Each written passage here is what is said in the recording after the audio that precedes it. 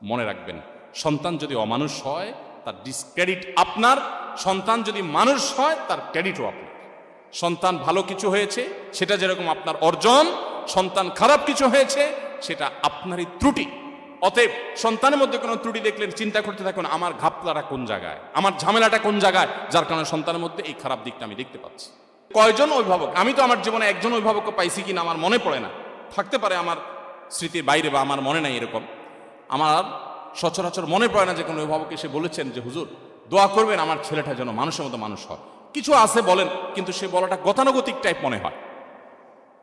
একান্ত হৃদয়ের আকুতি থেকে যে আমার সন্তানটাকে যেন আল্লাহ রাব্বুল আলামিন, এই সমাজে যত ফিতনা আছে, যুব সমাজকে ধ্বংস করবার জন্য যত আয়োজন আছে, এই আগুনের আঁচ থেকে বাঁচিয়ে যেন মানুষ বানান।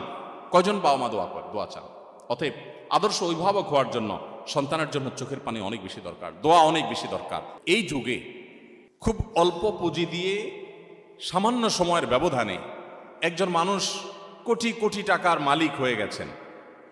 এই জিনিসটা যত আশ্চর্যের, যত কঠিন। আল্লাহ তাআলা কাউকে দু চারটি সন্তান দিয়েছেন, এই সন্তানগুলোকে সমাজে প্রচলিত যে আগুনের আঁচ চতুর্দিক থেকে আমরা দেখতে পাচ্ছি সেগুলো থেকে বাঁচিয়ে, সেগুলো থেকে রক্ষা করে, হেফাজত করে মানুষের মতো মানুষ হিসাবে, নিজের কাঙ্ক্ষিত সন্তান হিসাবে গড়ে তোলা, এটা তার চাইতে বেশি কঠিন এবং চ্যালেঞ্জিং। আমাদের সবচাইতে দামি সম্পদ, সবচাইতে দামি অ্যাসেট হলো আমাদের সন্তানগণ। আমরা যে সমস্ত সম্পত্তি গড়ে তুলি, জমি জমা টাকা পয়সা, সেগুলো সব আমাদের এই সম্পদের জন্য, অর্থাৎ সন্তানদের জন্যই আমরা করি। অতএব তারাই হলো আমাদের সবচাইতে মূল্যবান সম্পদ। এই সন্তানদেরকে আপনি যদি হাফেজে কোরআন, আলেমে দ্বীন, আল্লাহ ভীরু, মুত্তাকি, পরহেজগার এবং ভালো মানুষ হিসাবে গড়ে তুলতে চান, তাহলে কয়েকটি বিষয় আপনাকে লক্ষ্য রাখতে হবে। নাম্বার 1, আপনার সন্তানকে ভালো মানুষ হিসাবে গড়ে তুলবার টার্গেট করতে হবে। সে স্কুলে পড়ুক কিংবা মাদ্রাসায় পড়ুক, আপনার টার্গেট হতে হবে, লক্ষ্য হতে হবে যে আমার সন্তানকে আমি মানুষের মতো মানুষ হিসাবে গড়ে তুলব। সে সৎ মানুষ হবে, আর কিছু হোক বা না হোক। সে ডাক্তার ইঞ্জিনিয়ার হতে পারুক বা না পারুক, সে বিসিএস ক্যাডার হতে পারুক বা না পারুক, সে সেনাবাহিনীতে ভালো কোনো অফিসার র্যাঙ্কে চান্স পাক বা না পাক, সে ভালো পরিচিত পপুলার কোনো আলেম বা তুখুড় কোনো হাফেজ হতে পারুক বা না পারুক, সে যেন ভালো মানুষ হয়, সে যেন মুত্তাকি হয়, সে যেন পরহেজগার হয়। আমি আমার সন্তানদেরকে সবসময় বলি, তোমাদের পরীক্ষার ফলাফল ভালো হোক সেটা আমি চাই, কিন্তু এর চাইতে অনেক বেশি চাই তোমার নামাজটা দেখে যেন আমার নয়ন জুড়ায়, তোমার আচরণটা দেখে যেন আমার দিলটা প্রশান্ত হয়। এটুকু যদি তুমি আমাকে দিতে পারো, তোমার ফলাফল যদি খারাপও হয়, আমার কোনো টেনশন নাই, কোনো দুঃখ নেই, তার জন্য আমার কোনো আফসোস নাই, তোমাকে আমি কিচ্ছু বলবো না। সম্মানিত উপস্থিতি, বেশিরভাগ বাবা মা তারা চান তাদের সন্তান যেন দুধে ভাতে থাকুক। একটা কথায় আছে না, আমার সন্তান যেন থাকে দুধে ভাতে। আপনার সন্তান দুধে ভাতে থাকুক, ভালো উপার্জন করুক, তার ভালো কেরিয়ার করুক, এটা আপনি চান, এটা চাওয়াটা দোষের না। কিন্তু এর চাইতে বড় চাওয়া উচিত আমার সন্তানটা যেন সৎ হয়, ভালো মানুষ হয়। কয়জন বাবা, কয়জন অভিভাবক আপনি এই সমাজে দেখাতে পারবেন যেই অভিভাবক তার সন্তানকে বলে, বাবা তুমি অনেক বড় শিক্ষিত হতে পারো আর না পারো, তুমি সৎ মানুষ হবে। বরং উল্টা আমাদের সমাজে দেখি, সন্তানের জন্মের তারিখটা বেশিরভাগ বাবা মা ভুল লেখেন, ইচ্ছাকৃত ভুল না, মিথ্যা লেখেন। কেন? যাতে বেশি দিন চাকরগিরি করতে পারে, বেশি দিন সরকারি বা বিভিন্ন প্রতিষ্ঠানে চাকরগিরি যেন করতে পারে, সেই সুযোগ পাইয়ে দেওয়ার জন্য জীবনের শুরুতে একটা মিথ্যা গেঁথে দেয়। অনেক বাবা মা আছেন যারা বিভিন্ন স্কুলে তাদের সন্তানরা যে পড়াশোনা করে তাদের জন্য নকল কিনে এনে সন্তানদেরকে সার্ভ করে দেন, সাপ্লাই করে দেন। এরকম বাবা মা আছে না? নাই এই সমাজে আছে না? শুধু ভরে আছে। অর্থাৎ বাবা মার হাবভাব দ্বারা তারা বোঝাতে চান যে দেখো, আমি নিজে তো টাকার মেশিন, সারাদিন পয়সা ছাড়া আর কিছু চিনি না, অতএব আমার ঘরে জন্ম হয়েছে তোমাকেও টাকার মেশিন হতে হবে বাবা। দিন শেষে বাপ সন্তান সবাই মিলে আমরা টাকার মেশিন হয়ে যাব, দুনিয়া মানি ছাড়ার কিছু বুঝি না। সম্মানিত উপস্থিতি, আজ শিক্ষিত সন্তান নিয়ে বাবা মা যতটা সুখে আছেন, এই সমাজে এত শিক্ষিত সন্তান না থাকলেও বাবা মারা অনেক বেশি সুখী ছিলেন, সন্তানরা অনেক বেশি সুখী ছিলেন একটা সময়। শুধু পার্থক্য এইটুকু, তাদের মধ্যে নীতিনৈতিকতা ছিল, এখন নীতিনৈতিকতা নাই। আমি শিক্ষার বিরুদ্ধে বলছি না, শিক্ষা তো আমাদের লাগবেই, কিন্তু শিক্ষার পাশাপাশি যদি নীতিনৈতিকতা না থাকে তো এই শিক্ষা জাতিকে যতটা উপকার করবে তার চেয়ে বেশি ক্ষতিগ্রস্ত করবে। দেশের উন্নতি যতটা করবে দুর্নীতি তার চেয়ে বেশি করবে। অতএব একজন আদর্শ অভিভাবক হিসাবে আপনার সন্তানকে যদি আপনি মানুষের মতো মানুষ হিসেবে গড়ে তুলতে চান, আপনার টার্গেট হতে হবে আমার সন্তান দুধে ভাতে থাকুক আর না থাকুক, আমার সন্তান থাকবে সত্যের সাথে, আমার সন্তান থাকবে ন্যায়ের সাথে, আমার সন্তান থাকবে নিষ্ঠার সাথে। আপনার সন্তানকে বলতে হবে, বাবা আশপাশে মানুষের গাড়ি বাড়ি তাদের সম্পদ এগুলোর চমক তোমাকে যেন বিভ্রান্ত না করে। তোমার বাবা হিসাবে আমি অসৎ উপার্জন করি নাই, তুমি অসৎ উপার্জন করবে না। এদেশে কিছু আদর্শবান মানুষের বড় বেশি প্রয়োজন। বড় দুর্ভিক্ষ চলছে, প্রতিটা টেবিলে, প্রতিটা অফিসে, প্রতিটা প্রতিষ্ঠানে দুর্নীতিবাজদের এমন মহড়া, এমন মহোৎসব আজ সর্বদা চতুর্দিকে এমনভাবে প্রতিষ্ঠিত হয়েছে যে গোটা জাতি তৃষ্ণার্ত মরুভূমি যেরকম পানির জন্য হাহাকার করে, কিছু সৎ নাগরিকের জন্য গোটা জাতি আজ হাহাকার করছে। আর সেই হাহাকারের সে অভাব নিরূপণ করবার জন্য কিছু ওলামা একরাম নির্লস চেষ্টা চালিয়ে যাচ্ছে।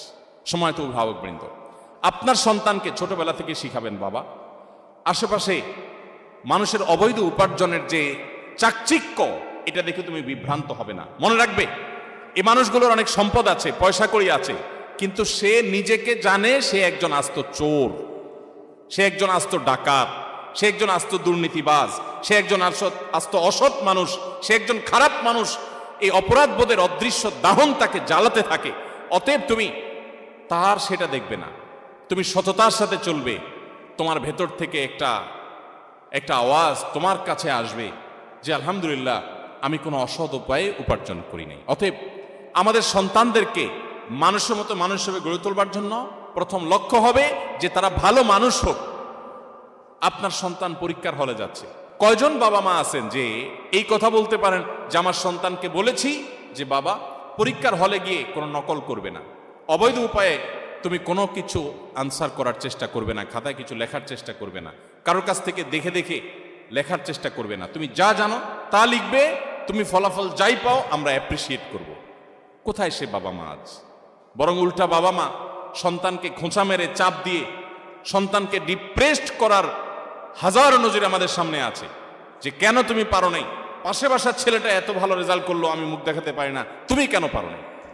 এই চাপ দেওয়া মানুষ পাওয়া যায়, কিন্তু মা বাবাকে সন্তানকে সততার দীক্ষা দেওয়ার মানুষ পাওয়া যায় না। সময়ত উপস্থিতি, আমি আবারও বলছি, আমি আমার সন্তানদেরকে সবসময় বলি আপনাদের সঙ্গে শেয়ার করা যাতে করে আপনাদের কারোর উপকার যেন হয়। আমি সবসময় তাদেরকে বলি, দেখো পরীক্ষা ভালো ফলাফল করতে পারো কি না পারো, তুমি ভালো মানুষ হওয়ার চেষ্টা করো, তোমার অ্যাটিটিউড থেকে আমি সেটা দেখবো, তাতেই আমি হ্যাপি। আলহামদুলিল্লাহ, আল্লাহ তাআলা আমাদের সন্তানদেরকে ভালো মানুষ হিসেবে গড়ে তোলবার জন্য আমাদেরকে যোগ্য অভিভাবক হওয়ার তৌফিক দান করুন। তাহলে প্রথম কাজ হলো টার্গেট ঠিক করতে হবে যে আমার সন্তানকে আমি ভালো মানুষ, নেক, মুত্তাকি, পরহেজগার বানাবো। এরপরে অন্য কিছু হবে বা না হবে সেটা পরের বিষয়।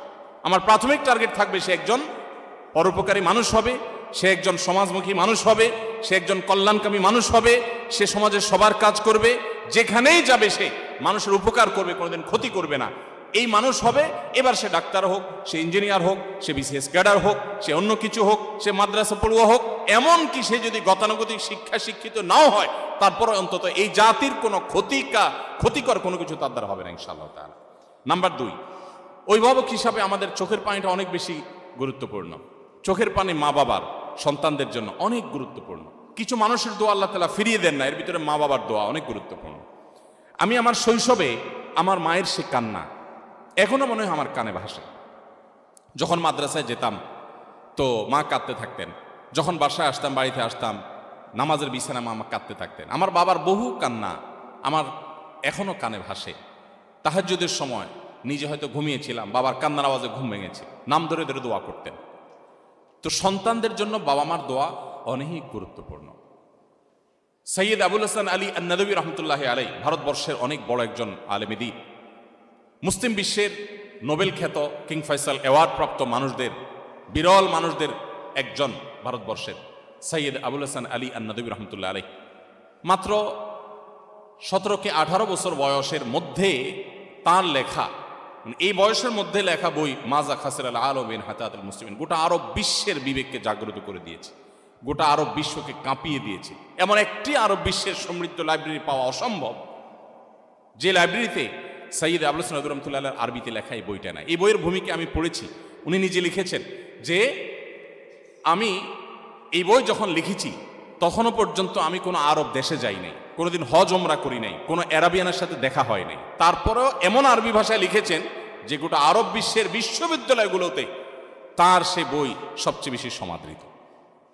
সময়ত উপস্থিতি, এমন বড় প্রতিভাবান যোগ্যতা সম্পন্ন এত বড় একজন আলেমে দ্বীন, এত বড় একজন মুফাক্কির ইসলাম, তার একটা বই আছে মেরি আম্মা, আমার আম্মা জান, বাংলা অনুবাদ হয়েছে। তিনি এই বইয়ে তার মা সম্পর্কে অনেক কথা লিখেছেন। তার ভিতরে একটা কথা হলো, তিনি বলেন